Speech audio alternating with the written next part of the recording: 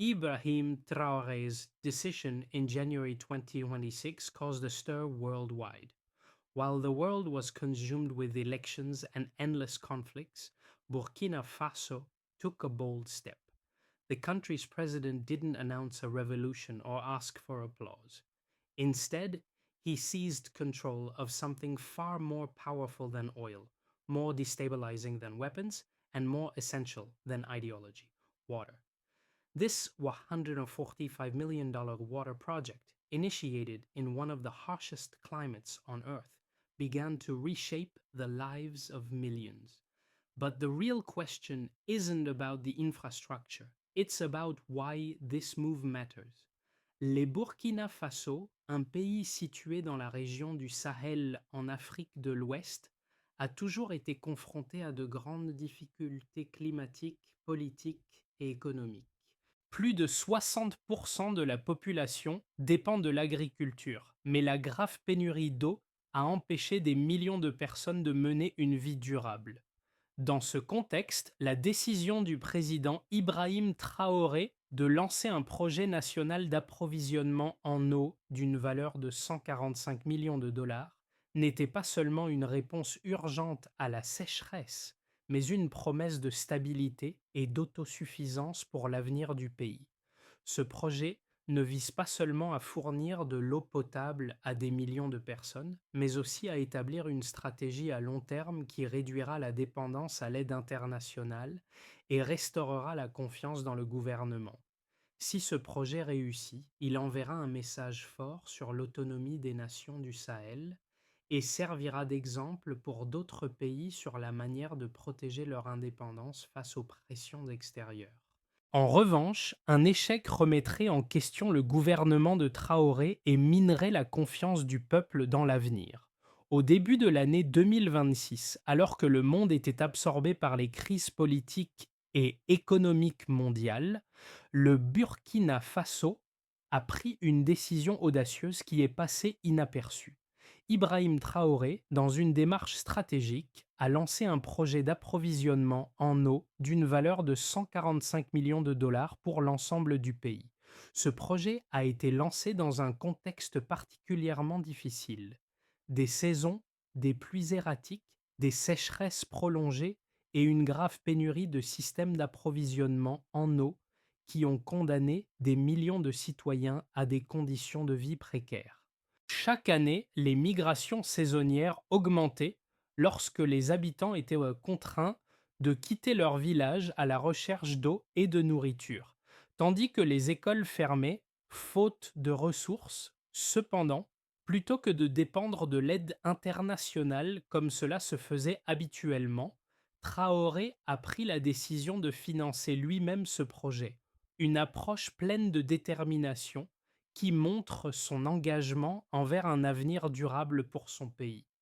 Ce qui est particulier ici, c'est que, tandis que d'autres pays entreprennent des projets de secours humanitaire soutenus par des organisations internationales, Traoré a transformé cette initiative en une stratégie d'autosuffisance. Le gouvernement ne se contente pas de financer des infrastructures, mais accorde une priorité particulière à la réduction de la dépendance vis-à-vis de l'aide extérieure. Les chiffres des rapports montrent que, bien que le coût soit élevé, les résultats ont commencé à se faire sentir dès les premières étapes.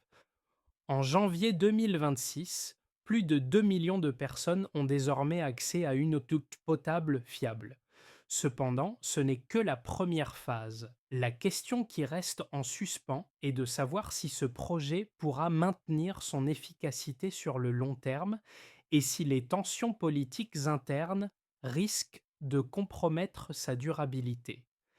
Ibrahim Traoré, ancien militaire et leader politique, est devenu un symbole de changement au Burkina Faso. À son arrivée au pouvoir, le pays faisait face à d'importants défis: pénurie de ressources, conditions de vie difficiles, dus à un climat rigoureux et problèmes de sécurité non résolus. Cependant, Traoré n'a pas vu un pays en déclin, mais une occasion de restaurer la confiance et l'autonomie nationale. Sa première décision audacieuse a été de lancer un projet national de distribution d'eau d'une valeur de 145 millions de dollars. Ce projet n'était pas simplement une infrastructure, mais une stratégie à long terme pour réduire la dépendance de l'aide internationale et stabiliser le pays. Ce système d'approvisionnement en eau ne vise pas seulement à fournir de l'eau potable à des millions de personnes, mais aussi à créer un environnement propice à la croissance économique, à la préservation de l'environnement et à l'amélioration de la qualité de vie dans les zones les plus défavorisées. Dès les premières étapes de mise en œuvre, les impacts ont été perceptibles. Bien que le projet soit encore en phase de démarrage, les communautés rurales ont déjà commencé à voir les bénéfices. L'accès à l'eau a non seulement réduit les tensions sociales, mais aussi ravivé l'espoir parmi les populations. Toutefois, pour maintenir ces changements et garantir la durabilité du projet, le leadership de Traoré devra continuer à faire face à des défis politiques internes et à des réactions internationales. À la fin de l'année 2024, dans un contexte très difficile, Ibrahim Traoré a pris une décision audacieuse: lancer un projet d'approvisionnement en eau pour tout le pays d'une valeur de 145 millions de dollars. Cette décision n'était pas seulement une réponse urgente à la sécheresse, mais une stratégie de reconstruction à long terme du système d'infrastructure du Burkina Faso, un pays souffrant depuis des années de pénurie d'eau et de conditions de vie précaires. Immédiatement après l'annonce de la décision, les préparatifs ont commencé au début de l'année 2025. Des équipes techniques et de construction ont été déployées pour évaluer les infrastructures existantes et identifier les zones prioritaires. La première étape du projet consistait à créer un réseau d'approvisionnement en eau massif comprenant plus de 200 km de conduite, plus de 350 stations de pompage et des réservoirs d'eau. Bien que des défis importants aient été rencontrés pendant la construction, notamment des conditions climatiques difficiles et des ressources limitées, le travail a continué sans relâche. En janvier 2026, la première phase du projet a été achevée et plus de 2 millions de personnes ont désormais accès à de l'eau potable fiable. C'est un pas important, mais ce n'est que le début. La pénurie d'eau a gravement affecté l'agriculture, la santé et l'éducation dans de nombreuses régions rurales. Ces zones, qui ont souffert de la pénurie d'eau pendant des décennies, peuvent désormais compter sur un système fiable d'irrigation et de distribution d'eau. Cependant, la réaction internationale à ce projet a été prudente. Les organisations internationales et les gouvernements occidentaux ont vu cette initiative comme un geste stratégique, mais ont exprimé des réserves sur la gestion et la durabilité du projet. Pourtant, le succès précoce de l'initiative a créé une onde de choc dans la perception de l'autosuffisance des pays de la région du Sahel. Les premiers impacts de ce projet sont maintenant visibles. Les régions qui ont commencé à recevoir de l'eau ont vu leur rendement agricole augmenter de manière significative. L'accès à l'eau a également facilité la réouverture des écoles et a permis aux populations rurales de rester dans leur communauté plutôt que de migrer vers les grandes villes à la recherche d'eau et de nourriture. Cependant, des défis demeurent. Le gouvernement de Traoré devra continuer à déployer le projet dans les zones restantes et garantir la qualité des infrastructures. À long terme, le projet d'approvisionnement en eau nationale d'Ibrahim Traoré, d'une valeur de 145 millions de dollars, n'est pas seulement impressionnant par son ampleur, mais aussi par les résultats quantifiables qu'il a déjà générés. Lancé au début de 2025, le projet a fait des progrès importants et a commencé à donner des résultats notables. Selon les rapports publiés début 2026, près de 2,5 millions de Burkinabés ont désormais accès à de l'eau potable fiable. Les chiffres montrent qu'en seulement un an, plus de 200 km de conduite ont été installés, reliant des milliers de foyers. Plus de 350 stations de pompage et réservoirs ont été construits et mis en service.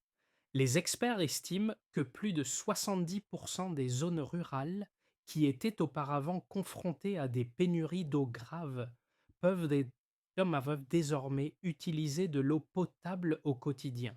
Cela a considérablement amélioré la qualité de vie des populations. L'un des chiffres les plus remarquables concerne la productivité agricole. Les zones recevant de l'eau ont enregistré une augmentation de 15 à 25% des rendements des cultures dès les premières récoltes. Auparavant, les agriculteurs de ces régions dépendaient des pluies irrégulières, mais aujourd'hui, ils peuvent compter sur un système d'irrigation stable grâce aux nouvelles stations de pompage. Cela ne se limite pas à une augmentation de la production, mais permet aussi de réduire le risque de perte de récolte due à la sécheresse. En plus de l'agriculture, les indicateurs de santé publique montrent une amélioration significative. Les maladies liées à l'eau, comme le choléra et la diarrhée, ont diminué de manière substantielle dans les régions bénéficiant d'une eau propre. Les centres de santé signalent une réduction de 30% des cas liés à la mauvaise qualité de l'eau. Cela a non seulement réduit la pression sur le système de santé, mais a également permis de diminuer les coûts de traitement pour le gouvernement. De plus, les écoles dans les régions touchées par la pénurie d'eau ont rouvert, permettant aux enfants de retourner à l'école plutôt que d'abandonner leurs études pendant la saison sèche. Selon les statistiques du ministère de l'Éducation, le taux de fréquentation scolaire a augmenté de 12% durant la première année du projet. Un autre chiffre notable est la baisse de la migration, notamment chez les jeunes. Auparavant, des milliers de jeunes fuyaient leur village pour chercher du travail dans les grandes villes ou traverser les frontières. Grâce au système d'eau stable, beaucoup ont choisi de rester dans leur communauté pour développer l'économie locale. Cependant, bien que ces résultats soient dits positifs, des défis persistent. Les régions les plus reculées, en particulier celles des montagnes et des zones rurales éloignées, n'ont pas encore accès à l'eau propre. Le gouvernement de Traoré devra continuer à déployer le projet pour garantir que personne ne soit laissé de côté. Le projet d'approvisionnement en eau d'Ibrahim Traoré a suscité des réactions partagées avec des points de vue opposés concernant son impact et sa gestion. Un groupe d'analystes et de partisans estime que ce projet est une avancée importante dans la construction de l'autonomie du Burkina Faso, réduisant la dépendance à l'aide internationale et renforçant la capacité du pays à gérer ses propres ressources. Selon eux, l'eau n'est pas seulement un besoin essentiel, mais aussi un outil de puissance. En prenant le contrôle de cette ressource, Traoré montre que les nations du Sahel, même les plus pauvres, peuvent résoudre leurs propres problèmes vitaux sans dépendre de l'extérieur. La gestion nationale de l'eau constitue, selon eux, un levier stratégique pour renforcer la souveraineté du pays. Cependant, un autre groupe met en garde contre les risques d'une telle concentration de pouvoir. Si l'eau est indéniablement une ressource stratégique, permettre à un seul acteur, l'État burkinabé, de contrôler cette ressource pourrait créer des déséquilibres politiques internes à long terme. Certains experts craignent que l'absence de contrôle extérieur ou d'organismes internationaux de supervision puisse mener à des abus de pouvoir ou à une gestion inefficace. De plus, même si l'autosuffisance est un objectif louable, le Burkina Faso devra faire face à des défis concernant la maintenance à long terme des infrastructures, la prévention de la corruption et l'élargissement du projet à d'autres régions encore non couvertes. En dépit de ces préoccupations, il est indéniable que le projet de Traoré a déjà apporté des changements concrets. Les résultats initiaux sont encourageants, avec une réduction des maladies liées à l'eau, une amélioration de la productivité agricole et un renforcement de la stabilité locale. Cela prouve que, même si des questions subsistent, Les premiers fruits de cette initiative sont tangibles et ont un impact direct sur la vie de millions de personnes. Alors que le projet d'approvisionnement en eau de 145 millions de dollars touche la mi-parcours en 2026, les résultats obtenus sont à la fois impressionnants et nuancés, ce qui semblait au départ être une initiative à la fois audacieuse et risquée pour un pays comme le Burkina Faso commence à se concrétiser de manière visible. Plus de 2,5 millions de personnes ont désormais accès à de l'eau potable fiable et les impacts sur l'agriculture, la santé et l'éducation sont déjà évidents. Les rendements agricoles ont augmenté de manière significative dans les régions bénéficiant du système d'irrigation et les communautés rurales retrouvent lentement la stabilité. Cependant, ces résultats positifs cachent une réalité plus complexe. Si les infrastructures commencent à donner des fruits, la question du financement à long terme et de la gestion durable de ces ressources reste en suspens. L'autofinancement du projet par le Burkina Faso a certes permis de réduire la dépendance extérieure, mais cela a aussi mis en lumière les défis de maintenir une telle initiative sans le soutien continu de la communauté internationale. La véritable question est maintenant de savoir si ce modèle pourra se maintenir et se développer de manière durable dans un climat politique et économique toujours fragile. Le projet d'approvisionnement en eau d'Ibrahim Traoré a déjà eu des répercussions tangibles dans divers aspects de la vie quotidienne au Burkina Faso. Si l'impact immédiat est évident, les conséquences à plus long terme pourraient remodeler la façon dont le pays se perçoit lui-même et est perçu à l'échelle internationale. Tout d'abord, dans les zones rurales, l'accès à l'eau a radicalement amélioré les conditions de vie. Les rendements agricoles ont augmenté de manière substantielle avec des rapports indiquant une hausse de 15 à 25 des productions dans les régions bénéficiaires. Les agriculteurs, auparavant soumis aux aléas climatiques et aux saisons des pluies imprévisibles, peuvent désormais planifier leurs récoltes avec plus de certitude. Cette stabilité a un impact direct sur la sécurité alimentaire, réduisant la dépendance à l'aide internationale et permettant une production alimentaire plus régulière pour les communautés locales. Dans le domaine de la santé, les résultats sont également frappants. Les maladies liées à l'eau, telles que la diarrhée et le choléra, ont diminué dans les zones où l'eau potable est désormais disponible.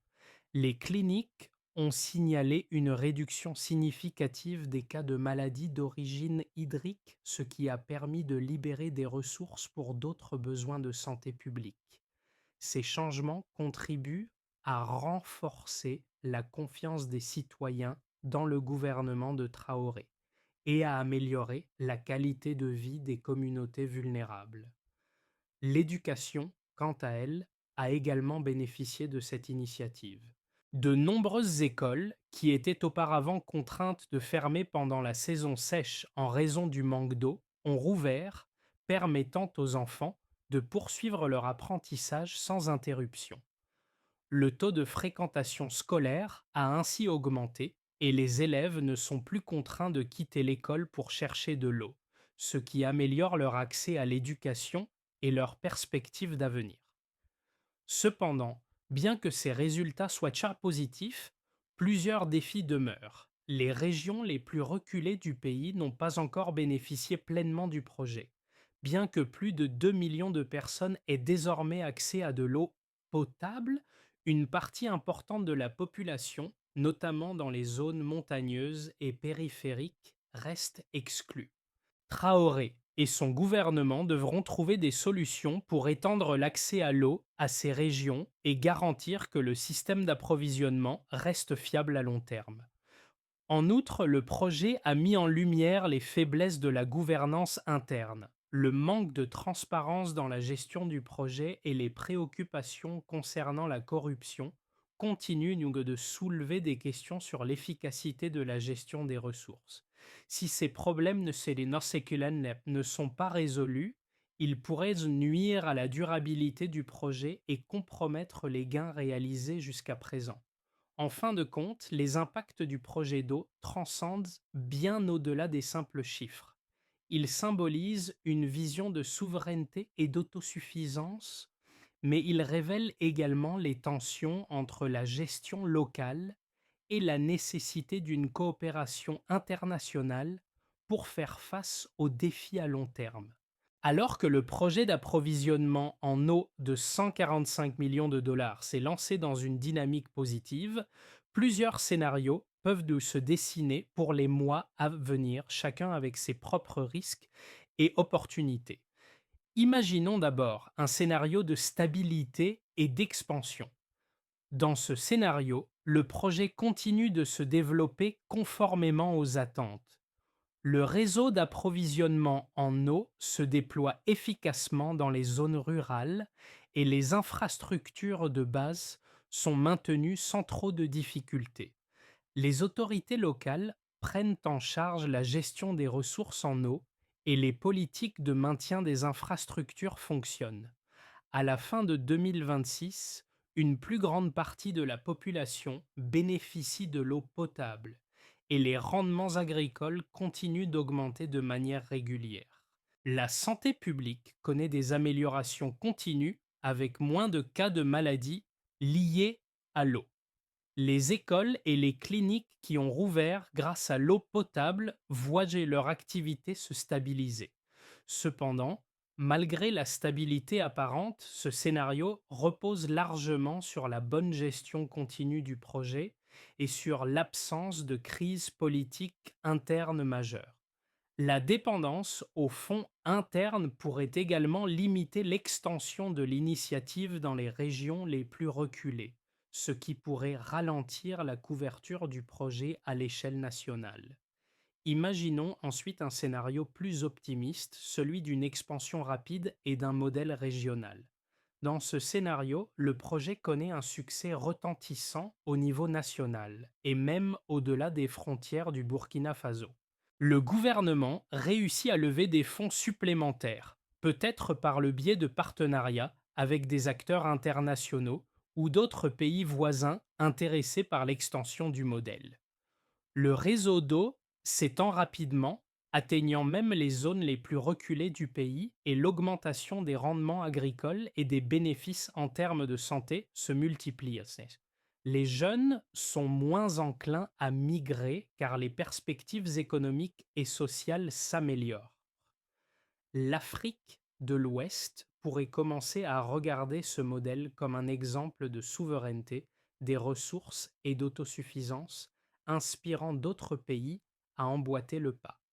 Dans ce scénario, le Burkina Faso pourrait devenir un modèle de gestion durable des ressources en eau dans des environnements fragiles.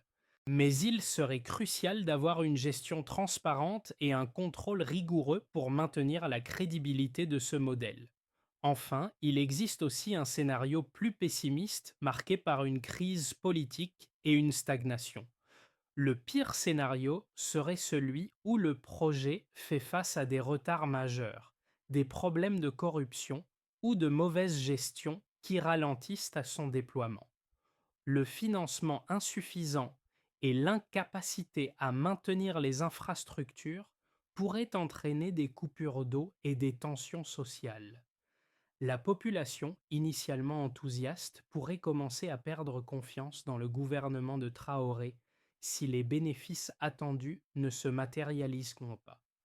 Les Evivias saisirent défis politiques internes comme les conflits de pouvoir et les pressions de l'opposition pourraient aussi nuire à la stabilité politique du pays, mettant en péril la pérennité du projet. Si ce scénario se concrétise, la situation serait désastreuse non seulement pour le projet, mais aussi pour la crédibilité du gouvernement.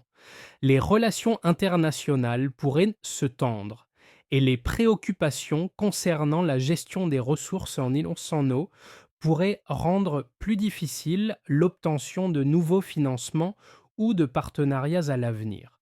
Le projet d'approvisionnement en eau de Burkina Faso, bien qu'il semble principalement destiné à améliorer les conditions de vie dans le pays, a également un impact significatif sur la manière dont les autres nations perçoivent l'autosuffisance et la souveraineté des ressources naturelles. Ce projet montre qu'un pays, même en développement, peut prendre en main son propre destin en résolvant des problèmes fondamentaux tels que l'accès à l'eau. Pour les citoyens de Burkina Faso, les changements sont palpables. Les agriculteurs, qui ont longtemps été à la merci des saisons de pluie imprévisibles, peuvent désormais planifier leurs récoltes avec certitude, tandis que les familles n'ont plus à craindre la sécheresse. Les enfants peuvent aller à l'école sans craindre que leur éducation soit interrompue par la nécessité de chercher de l'eau. Les femmes, traditionnellement responsables de la collecte de l'eau, voient désormais leur charge de travail allégée, ce qui leur permet de s'investir davantage dans des activités économiques et sociales. Ces changements ne se mesurent pas uniquement en termes de chiffres, mais dans la manière dont ils transforment le quotidien des Burkinabés. Pour la communauté internationale, le projet peut être un catalyseur de réflexion sur la manière dont les pays fragiles gèrent leurs ressources naturelles. En montrant qu'il est possible de résoudre des problèmes vitaux sans dépendre uniquement de l'aide extérieure, le Burkina Faso incite d'autres pays de la région Sahel, voire au-delà, à envisager des solutions similaires. Ce n'est plus seulement un projet d'eau, mais une démonstration de ce que l'autosuffisance et la gestion durable des ressources peuvent signifier dans un monde de plus en plus confronté à des crises climatiques et géopolitiques. Pour assurer la pérennité du projet d'approvisionnement en eau, il est essentiel de définir un plan d'action détaillé à suivre dans les mois et les années à venir. Voici les 3 étapes clés qui devraient être mises en place pour garantir que le projet continue de réussir et d'étendre son impact. D'abord, il faudra élargir le réseau d'approvisionnement en eau. La priorité immédiate est d'élargir le réseau pour atteindre les zones rurales encore non couvertes. Le gouvernement devra investir dans la construction de nouvelles stations de pompage et de réservoirs, en particulier dans les régions montagneuses et les zones périphériques. Des partenariats avec des organisations internationales ou des acteurs privés pourraient aider à financer ces extensions. Il est également crucial d'assurer une maintenance régulière et de mettre en place un système de surveillance pour éviter toute panne ou dégradation prématurée des infrastructures. Ensuite, il faudra former et renforcer les capacités locales pour garantir que les communautés locales puissent gérer de manière autonome les infrastructures d'approvisionnement en eau. Un programme de formation pour les techniciens locaux doit être mis en place. Ce programme devrait inclure des formations sur la gestion de l'eau, la maintenance des équipements et la prévention des fuites. En outre, des conseils locaux devraient être formés pour assurer une gestion décentralisée et efficace du réseau, renforçant ainsi l'autonomie des communautés. Enfin, il faudra renforcer la gouvernance et la transparence. La réussite à long terme du projet dépendra en grande partie de la transparence et de la bonne gestion des ressources. Il est donc crucial de mettre en place un cadre de gouvernance solide et d'assurer un suivi rigoureux des fonds et des infrastructures. La participation active des citoyens et des acteurs locaux à la gestion du projet permettra non seulement d'améliorer son efficacité, mais aussi de renforcer la confiance du public. Des audits réguliers devraient être effectués pour garantir que les fonds alloués sont utilisés de manière optimale et que les ressources sont gérées de façon responsable. En revisitant le projet de Léo du Burkina Faso, nous revenons à la figure centrale d'Ibrahim Traoré, dont la vision de souveraineté et de résilience pour son pays continue de marquer les esprits. Ce projet, qui a débuté sous des auspices difficiles, n'est pas simplement une infrastructure, mais un symbole de ce que peut accomplir un pays lorsqu'il prend en main son propre avenir. L'eau, un élément essentiel de la vie, devient ici bien plus qu'une ressource. Elle devient un moyen de redéfinir la relation entre l'État et ses citoyens, un catalyseur de changement qui touche toutes les couches de la société. L'impact de ce projet dépasse les simples statistiques et résultats tangibles.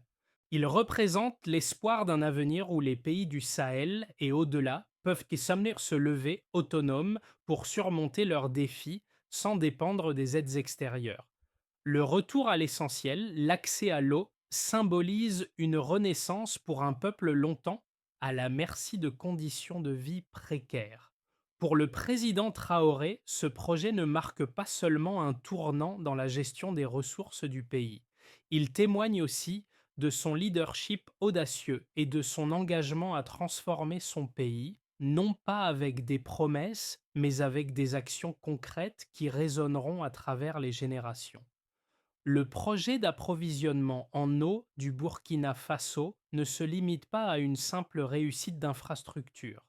Il est le reflet d'une ambition plus grande, celle de redéfinir la souveraineté, de repenser les relations entre l'État et ses citoyens et d'offrir une opportunité pour l'Afrique de montrer au monde sa capacité à se relever, à se renforcer et à s'autosuffire. Ce projet, bien qu'encore jeune, a déjà prouvé qu'avec la volonté politique et une stratégie de développement durable, des changements réels peuvent être réalisés.